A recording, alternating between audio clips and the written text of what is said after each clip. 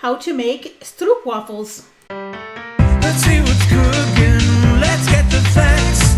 Let's see what's cooking. It's time for Yo-Yo Max 12. Hello everyone, starting off with a 1/4 cup of warm water. Add to that a teaspoon and 1/8 of a teaspoon of instant active dry yeast, half of a packet. Stir that together. Then you'll add in 1 egg. Blend that egg in. It's better if the egg is at room temperature, but if it's not a huge deal. And then 1/2 cup of butter that's been melted, 1/4 teaspoon of cinnamon, and a 1/4 cup of white granulated sugar. Now we'll add in some flour. That is 2 cups of just plain all-purpose flour. Gonna stir that together until you get a dough. Once you get the dough, take it out. Knead it a few times until you get something that's smooth and relatively elastic. Put it in a bowl, cover it, and let it rise until it doubled. Now we're gonna make the filling while we're waiting for that to rise. That is a medium saucepan on medium-high heat. We're gonna add 3/4 of a cup of packed brown sugar, 1/2 cup of butter, half a teaspoon of ground cinnamon, and 3 tablespoons of dark corn syrup.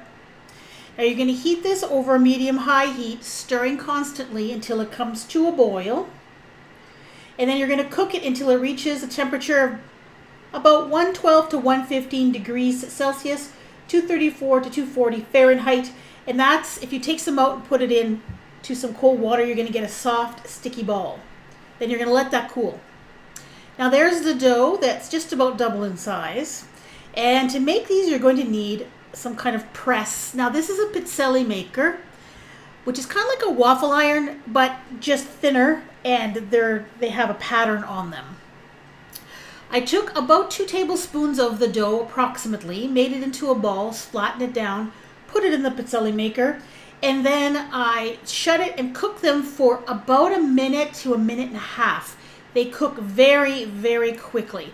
You basically want to cook them until they are golden brown like this.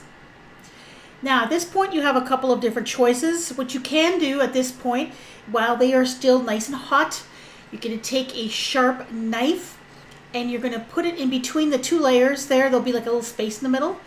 And then just cut them apart so that you get 2 pieces, top and bottom. Very thin pieces. And this is easier to do when they're hot.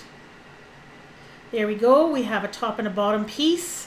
And then you're going to take some of that cooled filling, I don't know, about a couple teaspoons or so, 1.5 teaspoons, and just spread it around.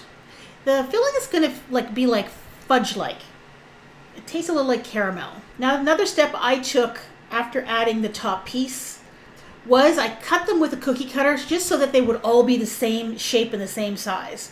So I just cut so I get a nice perfect circle, and that's the completed Stroopwafel. Just let them cool and then you can eat them.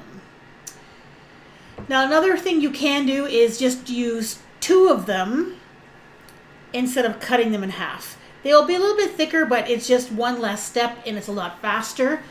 So I just took 1 completed waffle, added 1 on top, and then pressed down. And then I did the same thing with the cookie cutter, just to try to make sure that they're all nice and even and that you can see the filling on the sides. And when I stack them, they're all like the same size cookie. And the scraps are fun to eat right then and there. These Stroopwafels are actually from the Netherlands. That's where the origin of the recipe is. The ones I've tasted from there that I've received in subscription treat boxes actually have a little grid pattern, like a little square. So I think that's probably the traditional pattern on these. So the flour pattern is not quite traditional. However, the ones I've made here, taste very, very close to the ones that came in my subscription boxes from the Netherlands. So I think this is probably pretty close. You have a nice crunchy kind of a cookie on the outside and then a really chewy kind of fudgy center. Nice and sweet, but not super sweet because the dough on the outside doesn't have a lot of sugar in it. So I hope you give these a try if you can find a pizzelle press. You may even be able to use a waffle iron if the waffle iron holes where the little squares are in the waffle aren't too deep. You may have to cut that waffle in half, of course, to add the filling. Now, speaking of waffle makers, I have a maple cinnamon waffle cookie that uses a waffle iron to make them. If you want to see this video, go ahead and click on your screen. Thanks for watching. Bye-bye.